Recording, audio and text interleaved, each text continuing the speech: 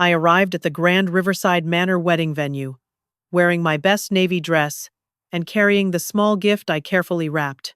My daughter-in-law Jessica stands at the guest check-in table, clipboard in hand, smirking when she sees me approach.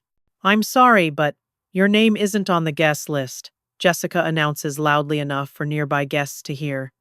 I feel my cheeks burn with embarrassment as other attendees stare.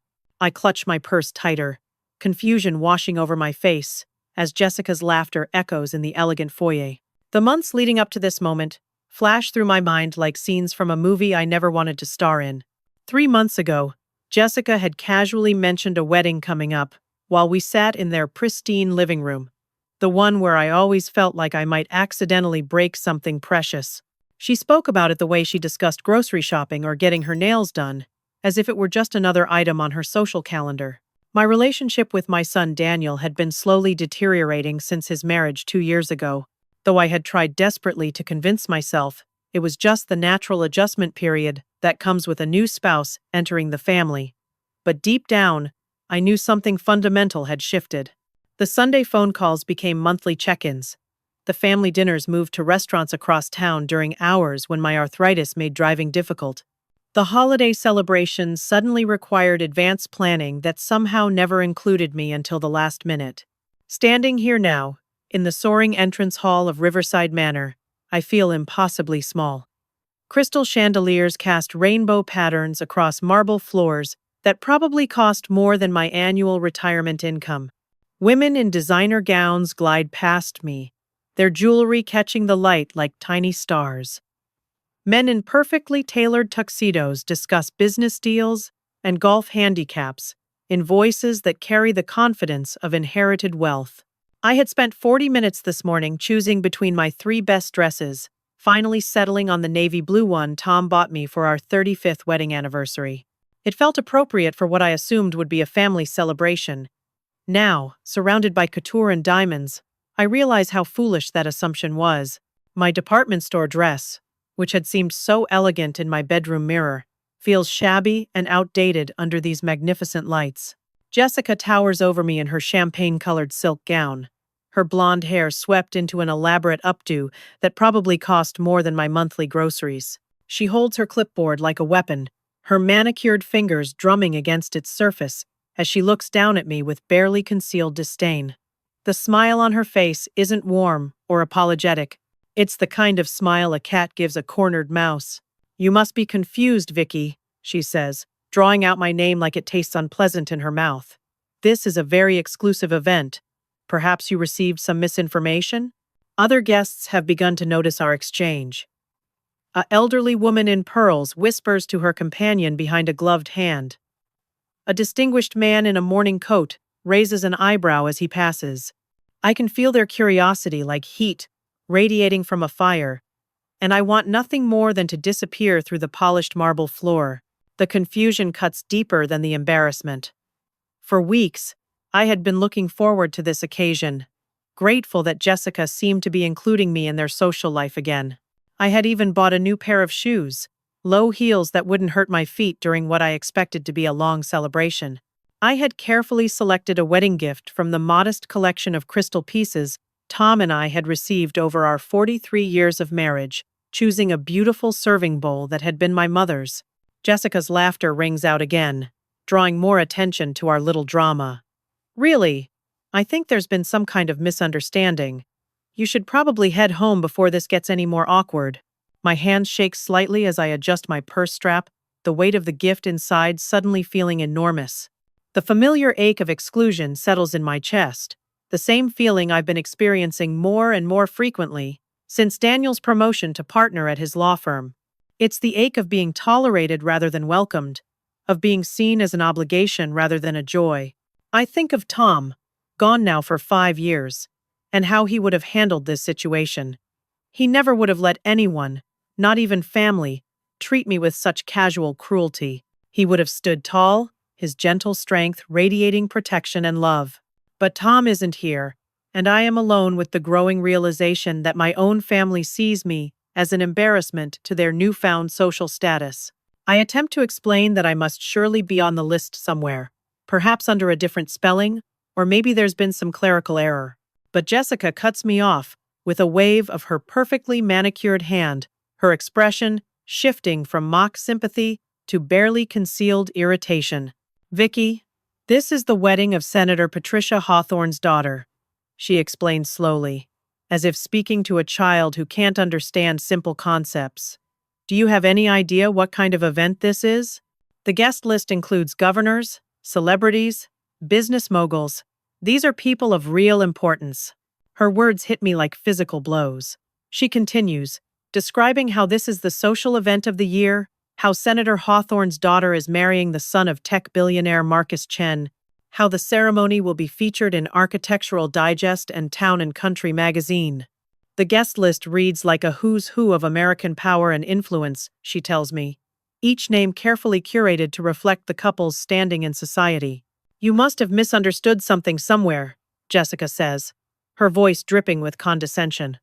"Perhaps you confused this with one of your church functions? I'm sure that's an easy mistake to make." Around us, guests continue to arrive in luxury vehicles. A Bentley pulls up to the circular drive, followed by a Tesla Model S and a gleaming Mercedes. Chauffeurs in crisp uniforms open doors for women whose handbags probably cost more than my monthly pension. Men step out discussing stock portfolios and political campaigns, their voices carrying the casual authority of people accustomed to being heard and obeyed. Jessica gestures toward the parking area with a dismissive flick of her wrist. "Perhaps you could wait in your car during the reception? Or maybe," she pauses, a cruel smile playing at her lips, "you could see if they need help in the kitchen. I know how much you enjoy cooking." The suggestion lands like a slap. She knows perfectly well that I worked 30 years as a nurse supervisor at St. Mary's Hospital, that I managed teams and saved lives and earned the respect of doctors and administrators. But she's reducing me to a potential kitchen helper, someone whose highest aspiration should be serving the real guests. I think back to last Christmas, when I brought my famous apple pie to their house, the recipe that had been in our family for 3 generations. Jessica had accepted it with the same enthusiasm she might show for a gas station gift card, setting it aside on the counter while she raved about the expensive desserts from the French bakery downtown. Later, I found my pie untouched in their refrigerator, while the store-bought pastries had been prominently displayed and devoured. The pattern becomes clearer now. The gradual exclusion hadn't been accidental or thoughtless. It had been systematic and calculated. Family dinners moved to restaurants, where entrees cost $60, and the wine list required translation. Holiday celebrations scheduled during my volunteer shifts at the hospital auxiliary. Birthday parties planned for country clubs where I couldn't afford the membership fees, let alone the required dress code. My late husband Tom's absence feels particularly acute in this moment. He had been my protector, my advocate, the one person who always saw my worth even when I couldn't see it myself. When hospital administrators tried to pass me over for promotions, Tom encouraged me to fight for what I deserved. When neighbors gossiped about our son's academic struggles in high school, Tom reminded me that Daniel would find his own path in his own time. Tom never would have allowed anyone, family or stranger, to diminish my dignity. But Tom died of a heart attack 5 years ago, and since then, I've felt myself becoming smaller and smaller in my own life. Without his steady presence, I began to second-guess my own worth, to accept treatment I never would have tolerated when he was alive. I started believing that perhaps I really was too simple, too unsophisticated, too embarrassing for my successful son and his ambitious wife. Jessica checks her gold Cartier watch with exaggerated impatience. "Really, Vicky? I think it would be best for everyone if you just went home. Security will probably notice soon that you're not supposed to be here, and that would be awkward for all of us." Her words carry the unmistakable threat of public humiliation. She's not just excluding me from a social event. She's threatening to have me removed like a trespasser, like someone who doesn't belong in polite society. The cruelty of it takes my breath away. Other guests have begun to notice our extended conversation. A woman in a Chanel suit whispers to her companion, both of them glancing in my direction with poorly concealed curiosity. A man with a congressional pin on his lapel pauses in his conversation to observe our little drama. I can feel their judgment settling on my shoulders like a heavy coat, and I understand that whatever happens next will be witnessed by the very people Jessica is so desperate to impress. The realization hits me with stunning clarity. My daughter-in-law doesn't just dislike me, she's ashamed of me. In her climb towards social prominence, I've become deadweight, a reminder of humble origins she'd prefer to forget. My simple lifestyle, my department store clothes, my small retirement pension, my volunteer work at the church, all of it represents everything she's trying to escape. As I stand there absorbing the full weight of Jessica's cruelty, a young woman in a sleek black suit rushes toward us, tablet in hand and earpiece buzzing with urgent communications.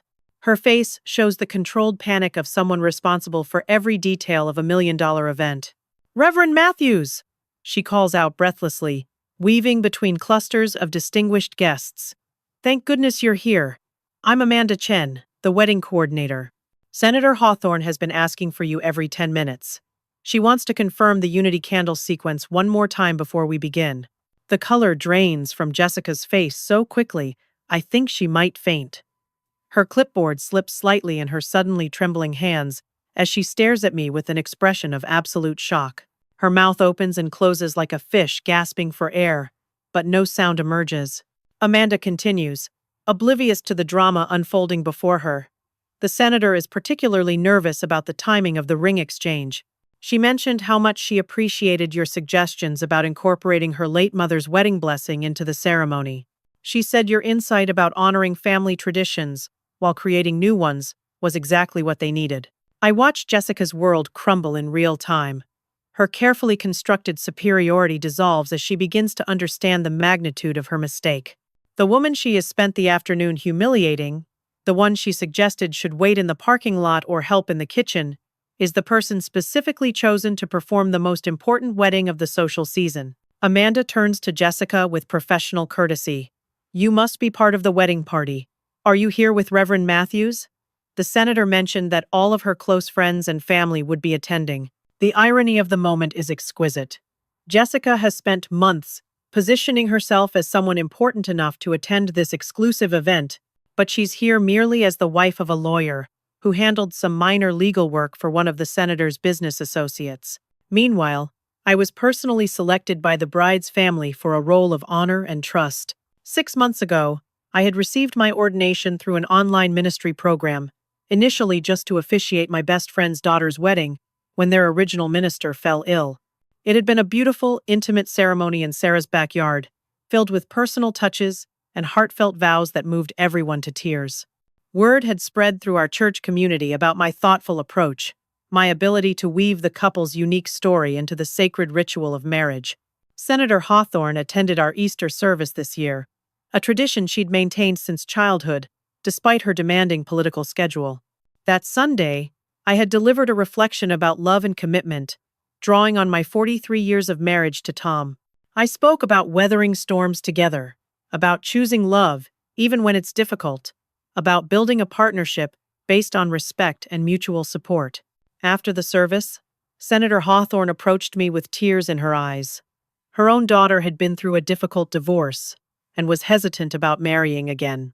The senator asked if I would meet with the young couple to help them process their fears and understand what it truly meant to make a lifelong commitment. Over the following months, I spent countless hours with Catherine Hawthorne and her fiancé James. We talked about trust after betrayal, about building something new while honoring what came before, about the courage required to be vulnerable with another human being. They shared their hopes and fears, their dreams for their future together, their concerns about blending two complicated families. When they asked me to officiate their wedding, I was honored beyond words. But more than that, I felt called to create something meaningful for them, a ceremony that would reflect their journey and their commitment. I researched their family's traditions, incorporated elements that honored both their heritages, and crafted vows that spoke to their specific story of second chances and new beginnings. Jessica stammers something about being family friends with the Matthews family, clearly trying to salvage some connection to respectability. But Amanda has already moved on, checking her tablet for the next crisis requiring attention. Reverend Matthews, the senator, is waiting in the bridal suite. She mentioned wanting to review the prayer for the deceased family members one more time. Her mother's anniversary is next week, and she's feeling particularly emotional about honoring her memory during the ceremony. The personal details Amanda shares reveal the depth of trust the Hawthorne family has placed in me. These aren't just ceremonial responsibilities. They've confided their most intimate family concerns and asked me to help them navigate their grief and joy simultaneously. As we walk toward the bridal preparation area, I glance back at Jessica, who remains frozen by the guest registry table. For the first time in our relationship, I see genuine fear in her eyes. She's beginning to understand that her systematic campaign to exclude and diminish me has backfired spectacularly.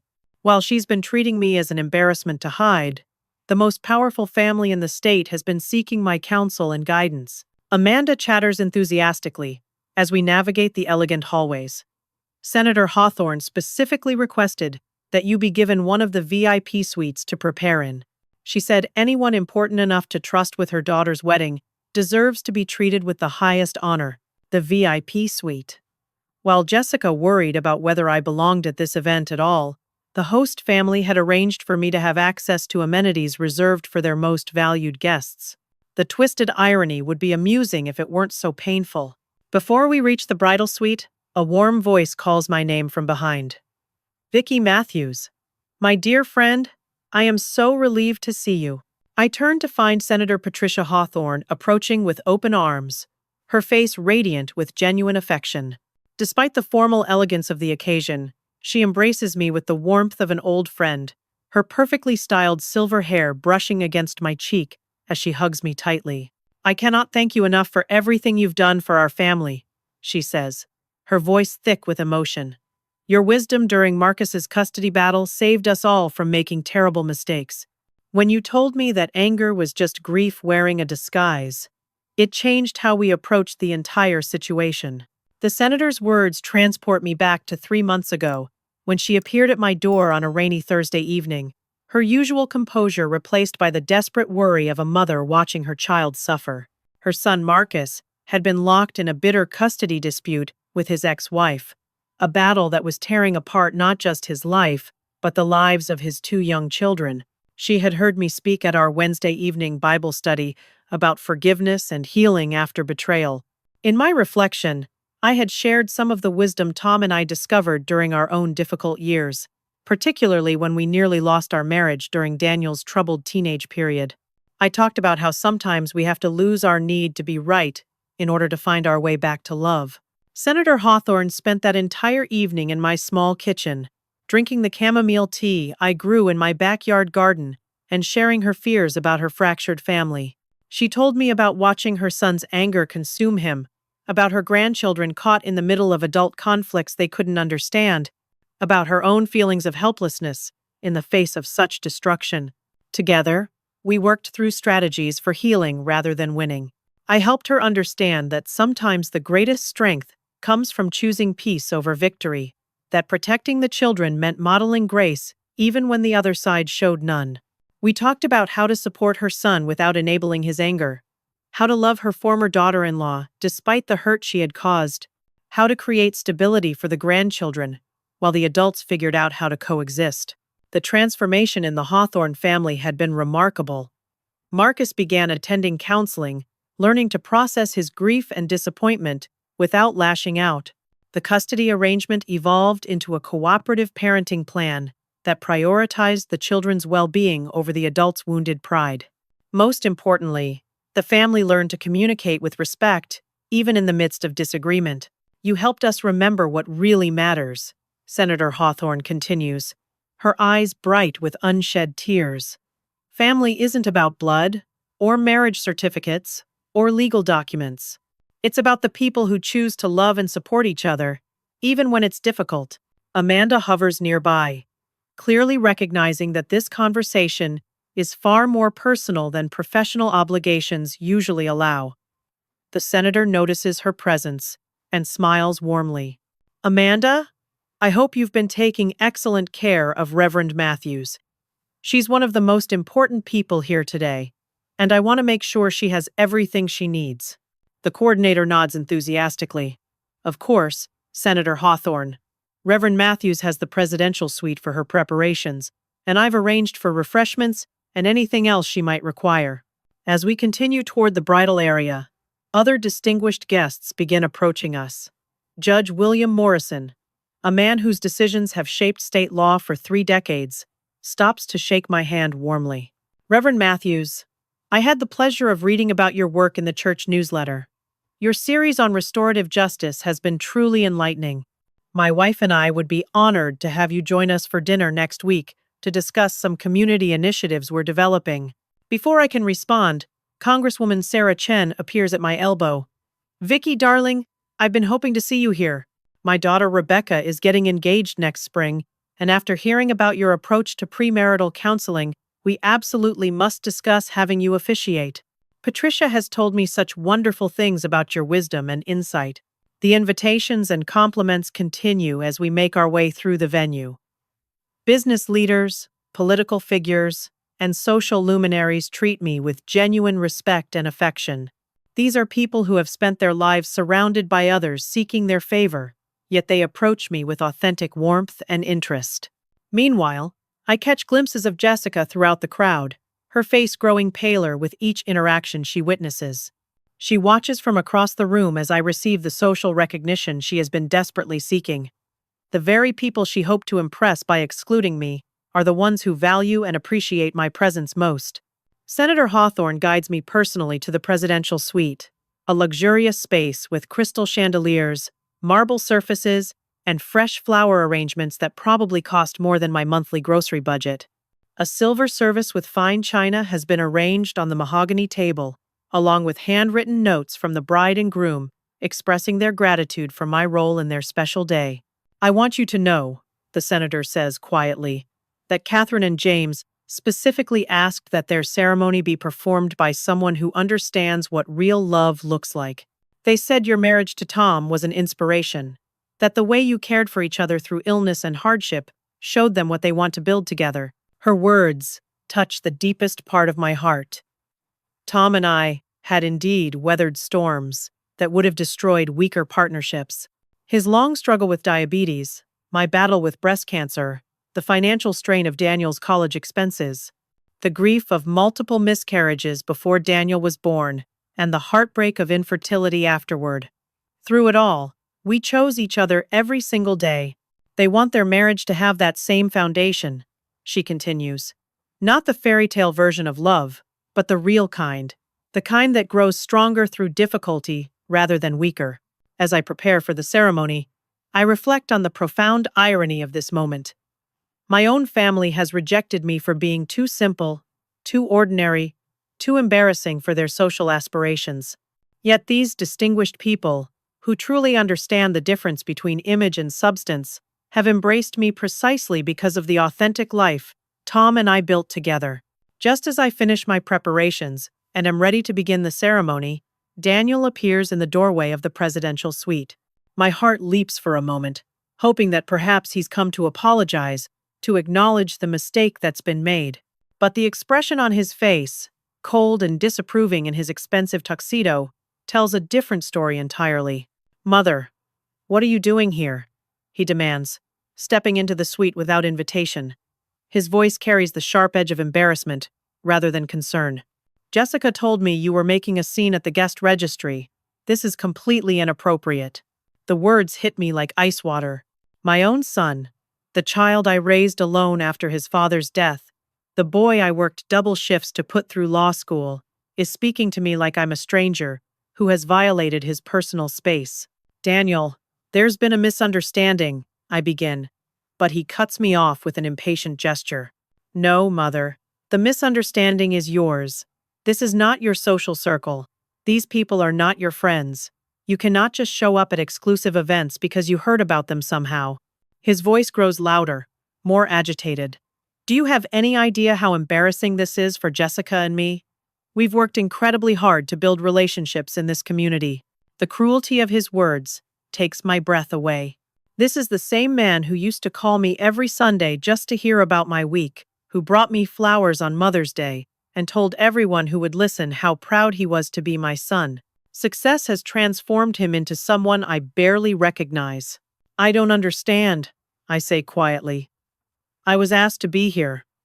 I have a role in today's ceremony." Daniel's laugh is harsh and dismissive. A role? Mother, please. Stop this fantasy and just go home before you embarrass us any further. Jessica has already had to explain to several important people that you're confused about your place here.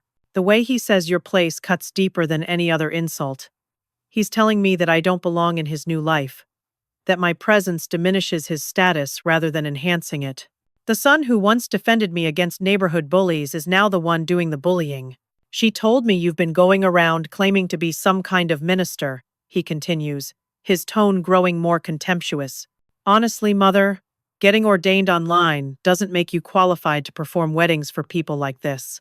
These families use real clergy, people with advanced degrees and established reputations. His words reveal how completely Jessica has poisoned him against me. She's convinced him that my ordination is illegitimate, that my role here today is somehow fraudulent or inappropriate. He's accepted her version of events without question, choosing to believe his wife's lies rather than trust his own mother. Daniel, I try again. If you would just listen for a moment. No, I will not listen, he snaps. I'm tired of making excuses for your behavior. Jessica has been incredibly patient with your difficulties. But this is too much. You cannot keep embarrassing our family like this. My difficulties. The phrase reveals how they've been discussing me in private, how they've constructed a narrative that explains away my exclusion from their lives. Perhaps they've convinced themselves that I'm suffering from some kind of cognitive decline, that my hurt feelings and confusion are symptoms of aging rather than natural responses to their cruel treatment. You need to stay home where you belong, Daniel continues, his voice carrying the finality of a judge pronouncing sentence. Stop trying to insert yourself into situations where you don't fit. These people are not your peers, and pretending otherwise just makes you look pathetic. The word pathetic hangs in the air between us like poison. This is what my son really thinks of me, the assessment he's reached after months of Jessica's influence. In his eyes, I've become a source of shame rather than pride, a problem to be managed rather than a person to be loved. Through the open door, I can see distinguished guests beginning to take their seats for the ceremony. Senator Hawthorne approaches, clearly looking for me, her face showing concern about the delay. Reverend Matthews, we're ready to begin whenever you are, she says warmly, then notices Daniel's presence. Oh, you must be Vicky's son. She's told me so much about you. You must be incredibly proud of your mother's beautiful work with our family. Daniel's face goes through a series of expressions. Confusion, disbelief, and finally, a dawning horror as he begins to understand what he's walked into. But instead of apologizing or acknowledging his mistake, he doubles down on his anger. Senator Hawthorne, I apologize for any confusion my mother may have caused. She sometimes gets ideas above her station, and I'm afraid she may have misrepresented her role here today. The senator's expression shifts to one of shocked displeasure. I beg your pardon? Reverend Matthews is performing my daughter's wedding ceremony at our specific request. Her counseling saved our family during a very difficult time, and her wisdom has been invaluable to Catherine and James as they prepare for marriage. The silence that follows is deafening. Daniel's face cycles through disbelief, embarrassment, and then a desperate attempt to maintain his position, despite the overwhelming evidence of his error. There must be some mistake, he insists weakly. My mother is just a retired nurse. She's not qualified for something like this. Senator Hawthorne draws herself up to her full height, and for a moment, I see the steely authority that has made her one of the most respected political figures in our state. Young man, your mother is one of the most qualified people I know to speak about love, commitment, and family. Her 43-year marriage was a masterpiece of devotion and partnership. If you cannot see her worth, that says far more about your limitations than hers. With that devastating rebuke, she turns to me with renewed warmth. Reverend Matthews, shall we begin? Our guests are seated and eager to witness the beautiful ceremony you've prepared. As we leave the suite, Daniel stands frozen behind us, finally beginning to comprehend the magnitude of his mistake. But the damage to our relationship has been done. He chose social status over family loyalty, appearance over substance, his wife's lies over his mother's truth. Some wounds cut too deep for easy healing. As Senator Hawthorne and I make our way toward the ceremony space, Margaret Sullivan approaches us with a concerned expression. Margaret and I have known each other for over 20 years, since our children attended the same elementary school. She now lives in the most exclusive neighborhood in town, married to federal judge Robert Sullivan, but she's never forgotten her humble beginnings or the value of genuine friendship. "Vicky, dear, I need to speak with you privately for just a moment," she says, her voice tense with urgency. "I'm afraid there's something you need to know." Senator Hawthorne graciously steps aside to greet other guests, understanding that sometimes old friends need a moment alone. Margaret takes my arm gently, guiding me to a quiet alcove behind a magnificent floral arrangement. "I don't know how to tell you this delicately," Margaret begins, her face flushed with embarrassment. "But I've discovered that Jessica has been spreading some very disturbing lies about you in our social circles." My stomach drops as Margaret continues, her words tumbling out in a rush of indignation and dismay. "She's been telling people at the country club that you never finished high school, that you worked as a cleaning lady your entire life. She claimed you're becoming a burden on Daniel's success, that they're trying to handle the situation delicately as you decline mentally." Each revelation feels like a physical blow. The scope of Jessica's deception is breathtaking in its cruelty and calculation. Last month at the charity luncheon, she told Mrs. Peterson that you were suffering from early dementia, which is why you haven't been attending family gatherings. She said they were trying to find appropriate care for you because Daniel couldn't bear to put you in a facility. The lies are so elaborate, so systematic, that they reveal months of careful planning. Jessica hasn't just been excluding me from events, she's been constructing an entirely false narrative to justify my absence and explain away any questions about my whereabouts. When Judge Harrison asked about your nursing career, Jessica claimed you had only worked as an aide at a nursing home, not as a supervisor at the hospital. She said your stories about your professional accomplishments were symptoms of your cognitive decline. Margaret's voice grows stronger as her anger builds. "Vicky, I knew something was wrong. I've known you for decades. I remember when you received the Excellence in Nursing Award from the State Medical Association. I attended your retirement party, where dozens of doctors praised your leadership and expertise. The memory of that retirement party brings tears to my eyes. Dr. Patricia Chen, the head of cardiology, had given a speech about how my advocacy for patient care had transformed their entire department. Nurses from every floor had contributed to a scrapbook filled with stories about lives I had touched and policies I had improved. It was one of the proudest moments of my career. But that's not the worst of it," Margaret continues, her face darkening.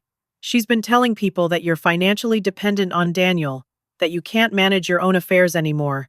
She claimed he's been supporting you entirely since Tom's death. This lie is particularly galling because the opposite is true. Tom's life insurance and my nurse's pension provide me with a comfortable retirement. I own my home outright and have never asked Daniel for financial assistance. In fact, I'm the one who helped him with the down payment on his first house and continued to contribute to his law school loans long after he graduated. Mrs. Chen confronted me yesterday about why I never mentioned your situation when we discussed community outreach for seniors with cognitive decline. She was shocked when I told her you volunteer at 3 different charities, maintain your own household, and serve as a deacon at our church. The ripple effects of Jessica's lies are becoming clear. My absence from social events hasn't gone unnoticed, but instead of people wondering why I'm not included, Jessica has convinced them that I'm unable to participate due to declining health and competence. Vicky, I'm so sorry. If I had known what she was doing, I would have spoken up immediately. The people who matter in this community know you, know your character, know your accomplishments. But there are others who only know Jessica's version of the story. I think about all the times over the past year when I felt like people were treating me differently, when conversations seemed to shift when I approached, when invitations to social functions mysteriously stopped arriving. I had attributed it to the natural social changes that come with widowhood and retirement. But now I understand. It was the result of a calculated campaign to destroy my reputation. The worst part, Margaret continues, is that she's been positioning herself as the long-suffering daughter-in-law, nobly caring for a difficult elderly relative. She's gained sympathy and social standing by portraying herself as your caregiver, while simultaneously working to isolate you from any support system. The psychological sophistication of Jessica's manipulation is staggering. She's not just excluded me from family events, she's destroyed my credibility so thoroughly that if I tried to defend myself, my protests would be dismissed as symptoms of the very mental decline she's invented. But everyone is about to see the truth, Margaret says, her voice growing fierce with protective loyalty. When you perform this ceremony, when Senator Hawthorne introduces you to the assembled guests, when people see the respect and affection these distinguished families have for you, Jessica's house of lies is going to collapse completely. As if summoned by our conversation, Jessica appears in the distance, scanning the crowd with obvious anxiety. She's been watching for my reaction to Daniel's confrontation, expecting to see me retreating in defeat. Instead, she sees me in intense conversation with one of the community's most respected social leaders, and her face goes pale with dawning fear. Margaret, I say quietly, thank you for telling me this. It explains so much about the past year. But right now, I have a wedding ceremony to perform, and I won't let Jessica's poison ruin this beautiful day for Catherine and James. You're absolutely right, Margaret agrees, squeezing my hand supportively. But Vicky, after today, things are going to change. The truth has a way of spreading just as fast as lies, and I intend to make sure everyone knows what kind of person Jessica really is. As we rejoin the gathering crowd, I see Jessica desperately trying to position herself near influential guests, clearly attempting to control the narrative before it spins beyond her influence. But it's too late. The foundation of her deception is already crumbling, and the ceremony I'm about to perform will complete its destruction. As the distinguished guests take their seats in the magnificent ceremony space, I approach the altar with a calm dignity that surprises even me. The past hour has revealed truths that would have devastated me yesterday, but today they've filled me with something I haven't felt in months: the unshakable knowledge of my own worth. Before beginning the ceremony, I turn to address the assembled guests directly. My voice carries clearly across the hushed gathering, reaching every corner of the ornate hall. Ladies and gentlemen, before we celebrate the union of Catherine and James, I feel compelled to address some misunderstandings that may exist about my background and qualifications to perform this sacred ceremony. Jessica, seated in the third row with Daniel, goes rigid with terror. She clearly expected me to retreat after their confrontations, not to claim center stage at the social event of the year. Some of you may have heard that I am a retired cleaning lady with limited education, perhaps suffering from mental decline. My voice remains steady and warm, without a trace of bitterness. I want you to know the truth. I am a retired nurse supervisor with a bachelor's degree in nursing and 30 years of experience at St. Mary's Hospital. I received the State Excellence in Nursing Award in 2018, and I've served as a deacon at First Presbyterian Church for over a decade. A murmur of surprise ripples through the audience. Judge Morrison nods approvingly from his front row seat, while Mrs. Chen whispers urgently to her companion, clearly connecting the dots about the misinformation she's received. I share this not to boast, but because honesty is the foundation of every sacred ceremony, just as it must be the foundation of every marriage. I gesture toward the radiant bride and groom. Catherine and James asked me to officiate their wedding because they wanted someone who understands that real love isn't built on pretense or social status, but on truth, commitment, and the courage to choose each other every single day. The ceremony that follows is the most beautiful I've ever performed. Drawing on months of counseling sessions with the couple, I weave their personal story into the ancient ritual of marriage. I speak about second chances and new beginnings, about building trust after betrayal, about the difference between the love we see in movies and the love that sustains us through real life. Catherine's tears begin during my reflection on honoring family traditions while creating new ones. James's voice breaks when he speaks the vows we crafted together, promises that acknowledge their past struggles and commit to facing future challenges as partners. When they exchange rings, using the blessing that belonged to the senator's late mother, there isn't a dry eye in the assembly. The unity candle ceremony becomes a moment of transcendent beauty as I speak about how two separate flames create something brighter together than either could alone, while maintaining their individual integrity. The metaphor resonates powerfully with guests who understand the delicate balance required to maintain identity within marriage.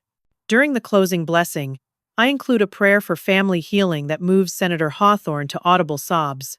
My words about forgiveness and the courage required to love imperfect people speak directly to the hearts of everyone present, creating a shared moment of spiritual connection that transcends social boundaries. As I pronounce Catherine and James husband and wife, the entire assembly erupts in spontaneous applause that continues for several minutes. Judge Morrison leads a standing ovation, and I hear someone in the back row call out, "Beautiful, absolutely beautiful."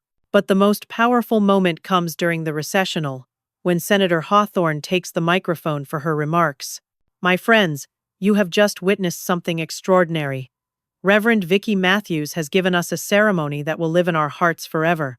Her wisdom guided our family through our darkest hour, and her grace has blessed our brightest day. The senator pauses, looking directly at Jessica and Daniel with barely concealed disapproval. Reverend Matthews represents everything we value most: integrity, compassion, spiritual depth, and genuine humility. She is one of the finest women I have ever known, and I am honored to call her my friend. The applause that follows is thunderous and sustained. As guests begin to mingle during the cocktail reception, I find myself surrounded by people eager to express their appreciation and admiration. Congresswoman Chen approaches with her daughter in tow. Reverend Matthews, that ceremony was profoundly moving. Rebecca, this is the woman I told you about. We absolutely must discuss having you officiate your wedding. Federal Judge Sullivan joins our conversation. Vicky, my wife told me about the lies that have been circulating. I want you to know that anyone who matters in this community sees through such nonsense immediately. Character speaks for itself. Within an hour, I've received invitations to officiate 6 more weddings, been asked to speak at 4 different charity events, and collected enough business cards to fill my purse. Local society reporter Janet Morrison requests an interview about my unique approach to wedding ceremonies, mentioning that several other prestigious families have specifically asked about my services. Meanwhile, Jessica stands alone near the bar, her face a mask of barely controlled panic, as she watches her carefully constructed social network embrace the woman she spent months trying to destroy. Daniel approaches her several times, clearly wanting to discuss what they've witnessed. But she turns away from him, unable to face the magnitude of their miscalculation. The final, devastating blow comes when Amanda Chen approaches me with her tablet. Reverend Matthews, I have 3 more families who want to book your services after seeing today's ceremony. The Washingtons, the Thompsons, and the Hendersons have all requested your contact information. You're going to be busier than you ever imagined. As the reception continues around us, I stand at the center of genuine admiration and respect, surrounded by people who value substance over superficiality. The social recognition Jessica craved for herself has instead flowed to the woman she tried so desperately to diminish. 6 months after that transformative wedding day, I'm sitting in my sunlit kitchen, reviewing my appointment calendar over morning coffee. The pages are filled with wedding ceremonies, counseling sessions, and speaking engagements that have created a life I never imagined possible at 72 years old. My wedding ministry has blossomed beyond my wildest dreams. The Hawthorne wedding generated so much positive attention that I now have bookings extending into next year. Each ceremony has been unique, deeply personal, and profoundly meaningful. Couples seek me out specifically because they want their wedding to be about love and commitment rather than social performance. The doorbell rings, interrupting my peaceful morning routine. Through the window, I see Daniel standing on my porch, his posture reflecting a humility I haven't seen since he was a child caught in mischief. His expensive car sits in my driveway, but his designer suit looks wrinkled, and his usually perfect hair is disheveled. I open the door to find my son's face marked by genuine remorse. His eyes are red-rimmed, suggesting he's had little sleep, and his hands shake slightly as he holds a bouquet of the white roses that were my favorite when Tom was alive. "Mom, may I please come in?"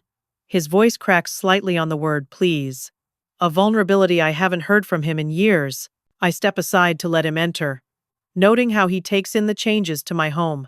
My modest living room now displays framed photographs from the weddings I've officiated, letters of gratitude from couples whose lives I've touched, and awards from community organizations that have recognized my volunteer work. I've been doing a lot of thinking since the Hawthorne wedding, Daniel begins, settling into Tom's old armchair with careful respect. Actually, thinking isn't the right word. I've been having my entire worldview dismantled piece by piece. He tells me about the past 6 months, how Jessica's lies began unraveling immediately after my triumph at the wedding. Social connections she claimed to have were revealed as superficial at best, non-existent at worst. Business relationships that Daniel thought were solid turned out to be based on misconceptions about our family's social standing. Margaret Sullivan called me 2 days after the wedding, he continues, his voice heavy with shame. She told me exactly what Jessica had been saying about you, how she'd been systematically destroying your reputation while positioning herself as your long-suffering caregiver. The confrontation between Daniel and Jessica, he explains, lasted for hours. When presented with evidence of her deception, Jessica initially doubled down, claiming that her lies were necessary to protect their social advancement. She argued that my simple background was holding back their climb into elite circles. That's when I realized what I'd become, Daniel says, his voice barely above a whisper.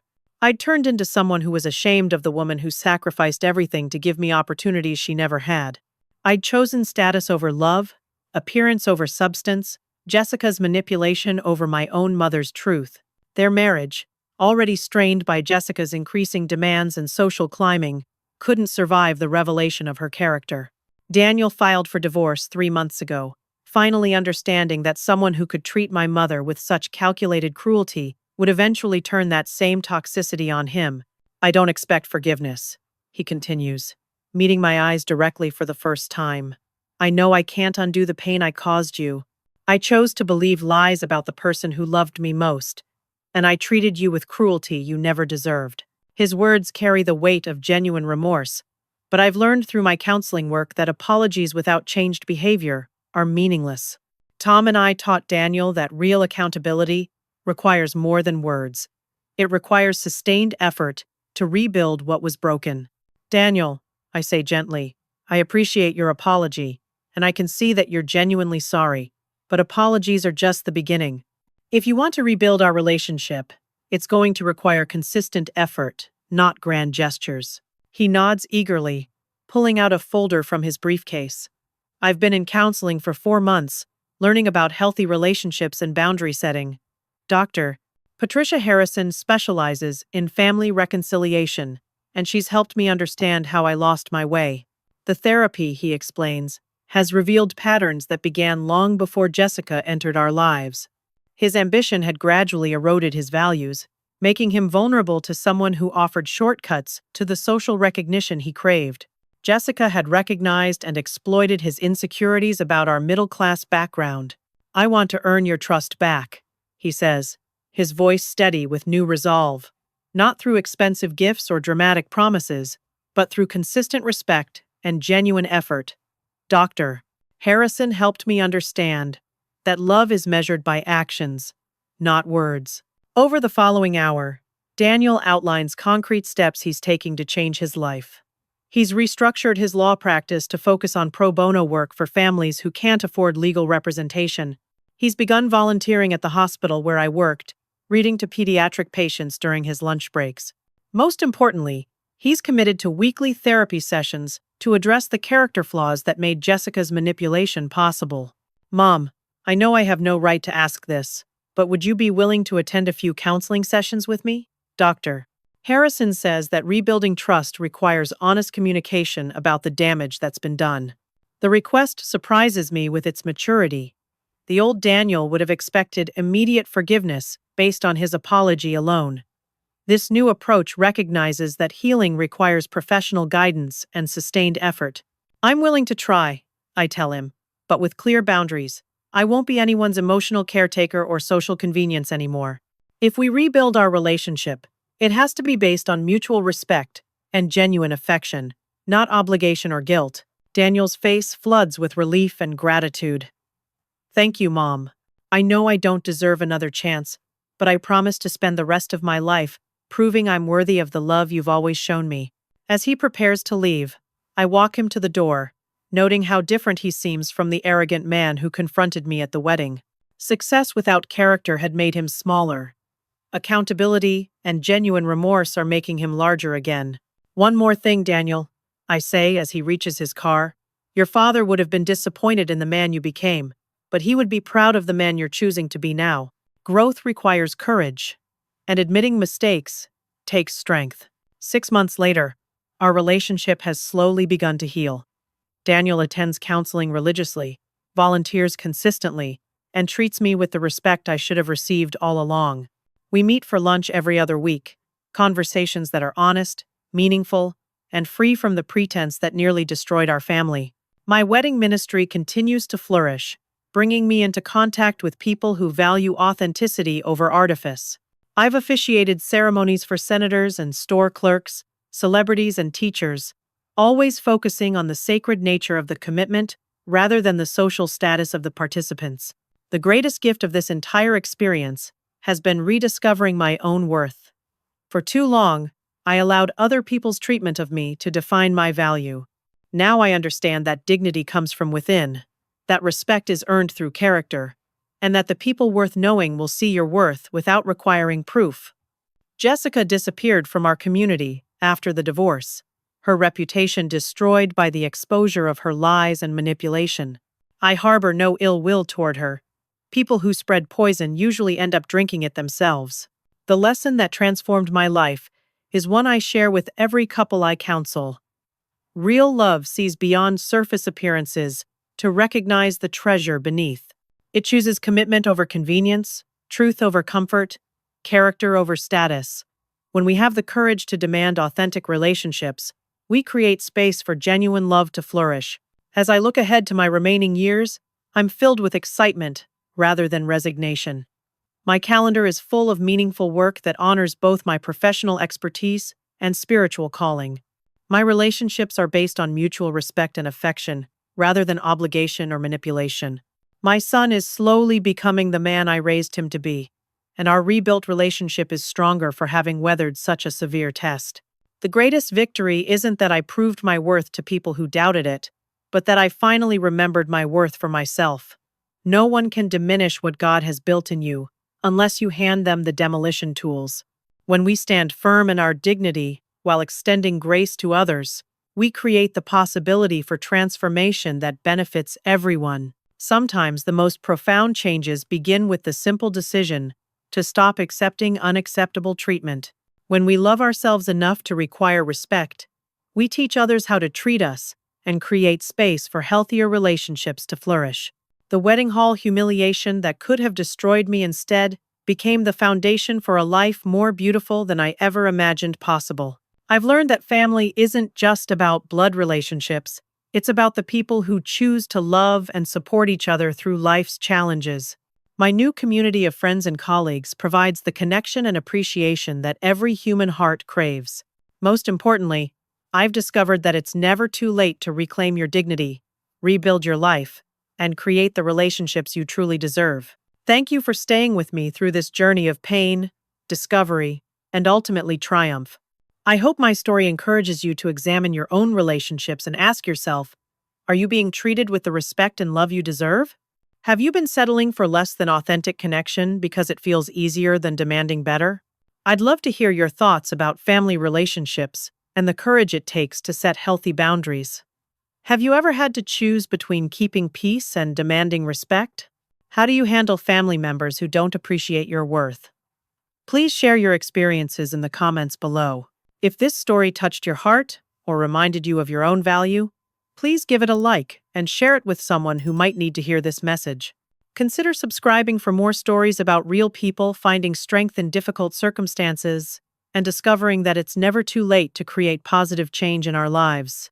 Remember, you are worthy of love, respect, and genuine appreciation exactly as you are. Don't let anyone convince you otherwise, and never stop believing in the possibility of transformation through courage, grace, and authentic relationships.